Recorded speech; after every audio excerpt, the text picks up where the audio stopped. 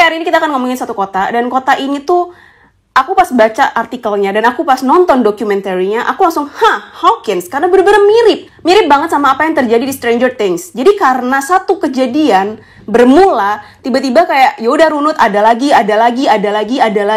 Dan ini bener-bener bizarre dan gak tahu gimana caranya aku untuk explain ini semua. Kota ini ada di negara bagian New York. Nama kotanya adalah kota Dryden. Dan kota Dryden ini sebelum semua ini terjadi, selama 72 tahun tuh gak ada kejadian apapun. Gak ada yang pernah terjadi sama sekali. Tiba-tiba, boom, 10 tahun. Banyak banget kejadian. Ini adalah suatu kota yang kecil banget ya. Dan kecilnya tuh kayak populasinya cuma sekitar 200 sekian, hampir 300 orang. Semua orang kenal satu sama lain, semua orang kenal sama tetangga, bahkan orang yang di beda komplek aja kenal karena emang rapat banget. Mereka pergi ke satu sekolah yang sama, mereka ke gereja yang sama, mereka ke ibadah tempat yang sama, mereka bahkan ngerayain hari raya bareng-bareng juga.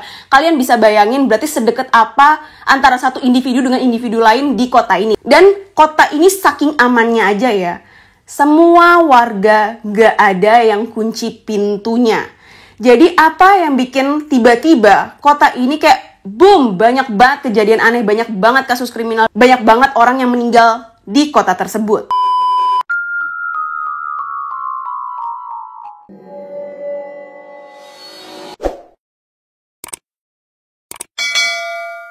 Bada bing, bada bu. Hai bestiana-bestiani, apa kabar semuanya? Semoga kalian baik-baik aja.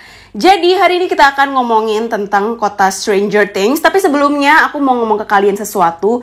Jadi kan sekarang lagi musim panas ya. Jadi lagi liburan. Pasti kalian suka jalan-jalan. Ada yang ke pantai, ada yang emang suka aja di luar rumah. Dan mungkin kalian suka pakai baju yang bikin adem. Mungkin beberapa kalian ada yang mau pakai baju yang pakai tank top atau you can see. Dan kalian akhirnya cukur underarm kalian atau kalian cukur bulu kaki kalian. It's fine, it's normal. Nah, masalahnya nih ya, kalau kalian cukur bulu kalian, kan pasti suka ada strawberry legs. Kalau misalnya kalian tahu kan yang bintik-bintik bekas cukuran gitu. Nggak suka kan hitam-hitam kayak gitu. Nah, di sini aku mau kasih tahu ke kalian pentingnya eksfoliasi supaya kulit kalian lebih cerah. Dengan apa? Tentu aja dengan scrub. Dan hari ini aku mau kasih rekomendasi ke kalian. Ini adalah, kalian pasti tahu, kalian pasti ngerti banget kalau aku suka banget, secinta itu sama scrubnya Scarlett. Nah, ini aku mau ngasih ke kalian nih ya, rekomendasi yang pomegranate. Dimana sekarang kan lagi summer, lagi pengen bau-bau yang fresh, bau-bau yang bikin kita seger. Nah, ini cocok banget buat kalian eksfoliasi, buat kalian scrub. Ini kalau misalnya kalian takut, scrub nanti misalnya kasar gimana, kan kulit aku sensitif, bla bla bla. Tenang aja, ini tuh teksturnya kayak lulur ya, dia super lembut, halus banget, dia nggak akan nyakitin kulit kalian. Ini kulit kalian malah rasanya kayak dimanja banget. Bener-bener butirnya tuh halus, tapi kalian tahu kalau kulit mati kalian tuh keangkat. Ini tuh tokcer banget buat kalian yang misalnya pengen ngilangin bintik-bintik bekas cukur, atau misalnya emang ada noda hitam aja di kulit kalian. Ini aku akan kasih demo di satu tangan aku, dimana aku pakai produk Scarlett yang pomegranate, dan satu yang enggak ya. Ini aku akan scrub. Aku semoga ya, ini kulit-kulit mati aku semuanya keangkat, dosa-dosa di kulit aku. Nah, kalau udah, kalian tunggu sekitar 5-10 menit, baru kalian bilas. Ini aku akan tunggu 10 menit dan aku akan bilas. Oke, ini udah 10 menit dan udah aku bilas juga. Kalian bisa lihat, ini aja udah ada perbedaannya. Ini lebih cerah. Dan sekarang, kalau udah selesai kalian eksfoliasi dengan scrub, jangan lupa kalian juga pakai shower scrubnya. Ini yang pomegranate juga, aku pengen yang wanginya senada, biar nggak beda-beda. Ini buat kalian yang bingung kayak bedanya apa, kok ini shower scrub bedanya sama scrub yang tadi apa. Nah, kita tuh kan tahu kalau misalnya scrub dan eksfoliasi setiap hari itu nggak baik. Nah, kita pakai inilah shower scrubnya, dimana dia punya butir-butiran yang merah sama biru ini. Itu tuh buat nge-scrub kulit kalian, tapi dengan jauh lebih gentle. Jadi kulit kalian tuh bisa lebih cerah, dan kalian bisa kayak, nih, pakai ini tiap hari gitu, aman banget. Dan buat yang kulitnya sensitif, jangan khawatir. Nih, kalian gosok-gosok kayak sabun biasa ya. Kalau udah, langsung bilas aja. Nah, ini setelah dibilas, dan jangan lupa untuk melembabkan ya. Kan udah di scrub tadi segala macem, kalian perlu ngelembapin kulit kalian. Ini aku pakai lotionnya Scarlett juga. Ini varian apa aja, bebas. Nah, ini tuh untuk ngunci kelembapan kulit kalian. Penting banget kalau kalian abis mandi, abis scruban gitu, harus dikunci dengan lotion. Nah, di sini kalian udah bisa lihat beda banget kan kanan sama sebelah kiri. Sebelah kiri jauh lebih cerah. Ini jalan ninjaku, tiap aku merasa kayak wah ada dark spots nih. Wah ada bekas cukuran yang hitam-hitam nih. Scarlet adalah jawabannya. Dan buat kalian yang pengen mencerahkan kulit karena habis cukur atau apa, langsung aja cek Instagramnya di @scarlet_whitening. Atau kalian bisa langsung ke Shopee-nya di Scarlet Official Shop. Semua linknya ada di description box. Oke, coffee break dulu. Oke, seperti yang aku janjiin tadi, hari ini kita akan ngomongin kota asli Hawkins. Aku nggak tahu apakah cerita Stranger Things ini terinspirasi dari kota ini atau enggak, tapi kota Stranger Things, kota Hawkins itu pernah ada di dunia nyata. Kotanya masih ada sampai sekarang, tapi kejadian ini pernah terjadi di dunia nyata. Jadi dimulai dari tragedi keluarga Harris, yang ini akan menjadi cikal bakal terjadinya kutukan-kutukan di kota ini. Ini bener-bener kutukan as in like orang-orang dari kota lain tuh ngomong kalau kota ini terkutuk, kota ini terkutuk. Kalau enggak, kenapa bisa terjadi kejadian-kejadian yang mengenaskan kayak gitu? Kok bisa ada orang yang sampai meninggal di kota itu dengan cara yang aneh? Aneh bukan berarti karena ada dukun atau apa ya, karena bayangin kalau kota yang berpuluh-puluh tahun nggak pernah ada kejadian apa-apa, tiba-tiba jadi ada kejadian beruntun. Kayak nggak mungkin gitu loh. Kecuali ya kalau misalnya kota ini tuh pernah ada kejadian kriminal, terus terjadi beruntun mungkin setiap 5 tahun sekali atau beberapa tahun sekali. Itu masih wajar. Dimulai dari keluarga Harris. Jadi keluarga Harris ini tuh isinya ada 4 anggota. Bapaknya bernama Tony, umurnya 39. Dia adalah seorang sales manager dari salah satu perusahaan elektronik skala nasional di Amerika. Ibunya bernama Dolores atau yang biasa dipanggil Dodie. Usianya 41 tahun dan dia punya toko arts and crafts, kayak gift shop gitu. Itu ada di pekarangan rumahnya. Anak yang pertama bernama Shelby, usianya 15 tahun. Dia adalah anggota tim tenis untuk sekolahnya. Dan anak yang terakhir adalah Mark, usianya masih 11 tahun. Dia masih SD dan dia adalah anggota pramuka dan juga organisasi pelajar, semacam OSIS gitu. Ini keluarga baik-baik. Mereka sangat sociable, mereka baik sama semua orang, mereka rajin ibadah, mereka sering kayak yang kalau masa kebanyakan dikasih ke tetangganya yang segitunya, dan semua tetangganya sayang sama mereka. Pertanyaannya, keluarga sebaik, seberprestasi anak-anaknya, sesukses bapaknya, siapa yang mau bunuh mereka? Semua ini bermula tanggal 23 Desember tahun 1989, di mana seorang polisi yang bernama John Beno dapat telepon dari 911. Mereka bilang, ada tetangga yang lapor nih, ada warga yang lapor kalau rumah tetangganya tuh alarmnya bunyi terus, alarm kebakarannya bunyi terus. Akhirnya John ini langsung pergi ke rumah tersebut. Dia datang, dia buka pintunya nggak kekunci. Wow, oke. Terus dia lihat ada asap, terus ada kaleng bensin yang kosong. Sampai dia sadar kalau telepon rumah tersebut putus, dia langsung hubungin minta backup.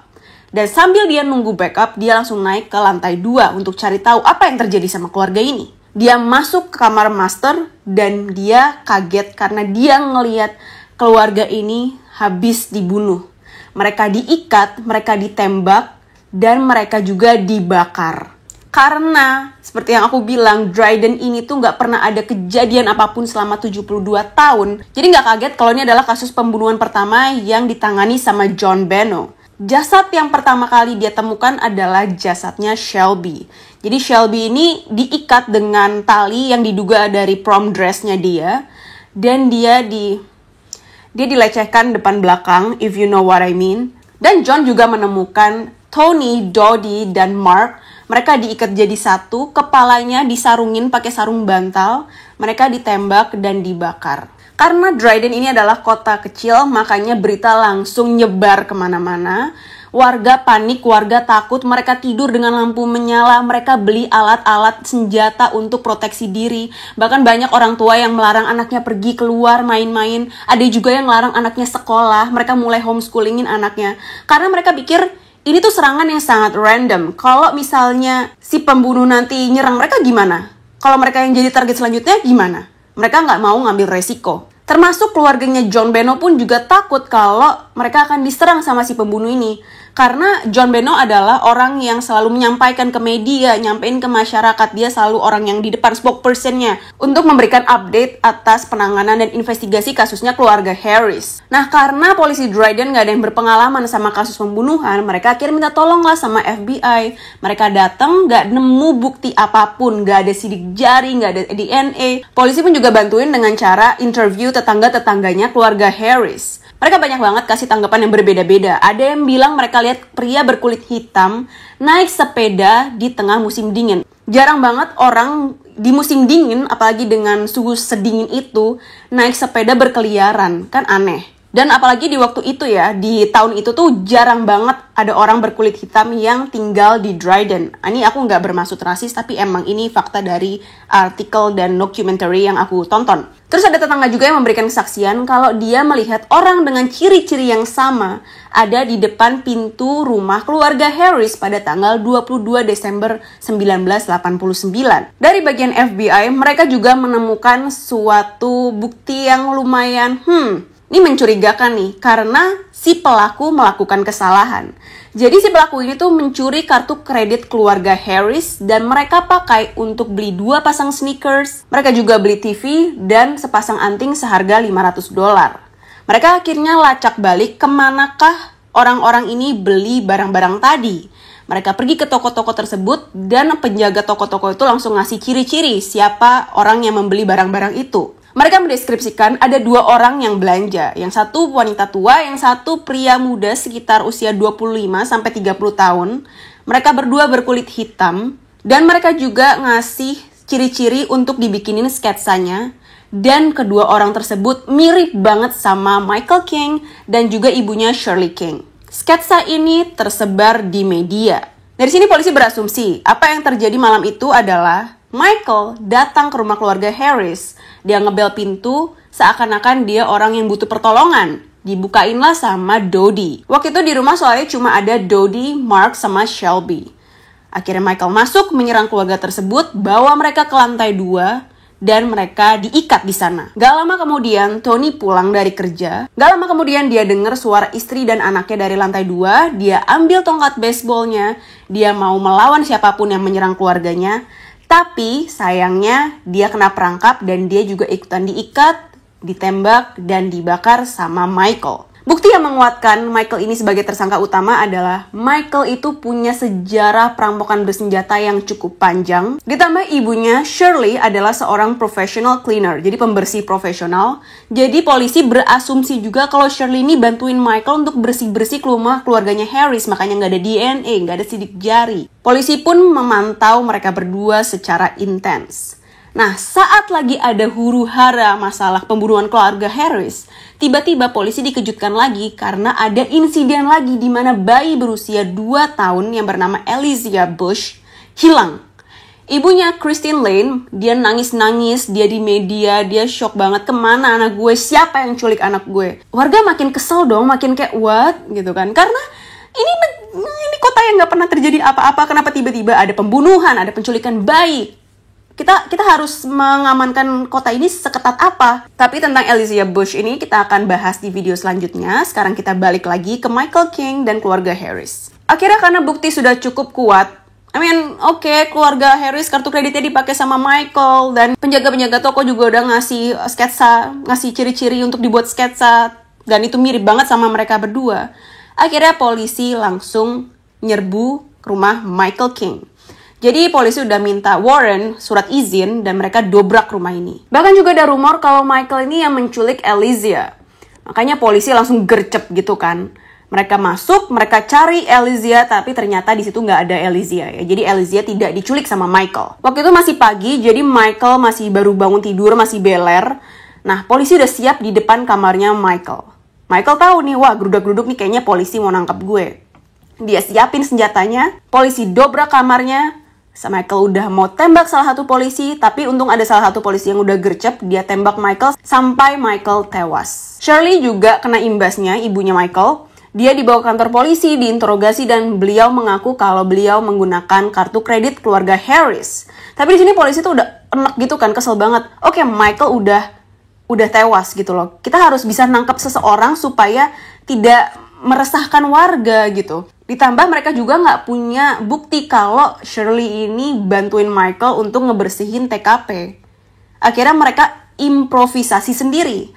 Salah satu polisi yang bernama David Harding, dia memasukkan sidik jarinya Shirley ke kaleng bensin yang ada di rumah keluarga Harris. Jadi, gimana caranya memalsukannya? Kan kalau misalnya di Amerika tuh kalau misalnya kalian daftar kerja gitu kan kalian harus kayak sidik jari cap jari tangan gitu loh. Jadi biar tempat kerja kalian tuh bisa lihat kalian tuh ada di sistem nggak, kalian tuh pernah ada catatan kriminal atau enggak. Nah, si David Harding ini dia curilah data tersebut, kayak sidik jarinya itu sama dia di-plan ke kaleng bensin yang ada di rumah keluarga Harris. Dan karena bukti itu semua, makanya Shirley dijebloskan ke tahanan selama 17-44 tahun. Dia dinyatakan bersalah. Pada akhirnya, Shirley pun dibebaskan setelah ditahan 2,5 tahun. Karena mungkin si Trooper David ini merasa bersalah. Dia merasa, oke, aku curang. Gak seharusnya aku melakukan hal ini.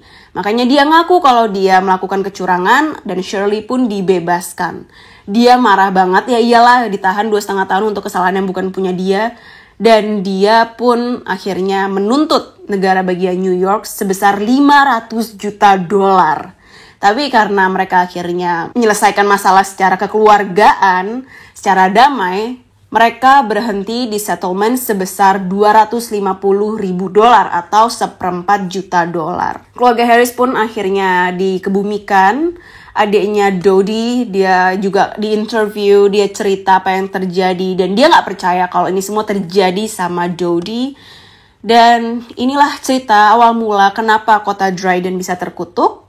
Awal mula kutukan dari kota Dryden. Satu sisi aku merasa kayak oke, gak adil apa yang diterima sama keluarga Harris. Tapi apa yang diterima Shirley pun juga gak adil karena dia gak ketahuan. Kita gak tahu kalau Shirley ini tuh ada campur tangan sama pembunuhan yang dilakukan sama Michael atau enggak. Gimana menurut kalian? Tulis di bawah, komen di bawah. Kalau kalian nontonnya di YouTube ya kalian bisa komen di bawah. Kalau kalian dengerin dari Spotify, komen aja dalam hati. Dan inilah untuk hari ini. Dan sampai ketemu di ceritaku selanjutnya. Bye!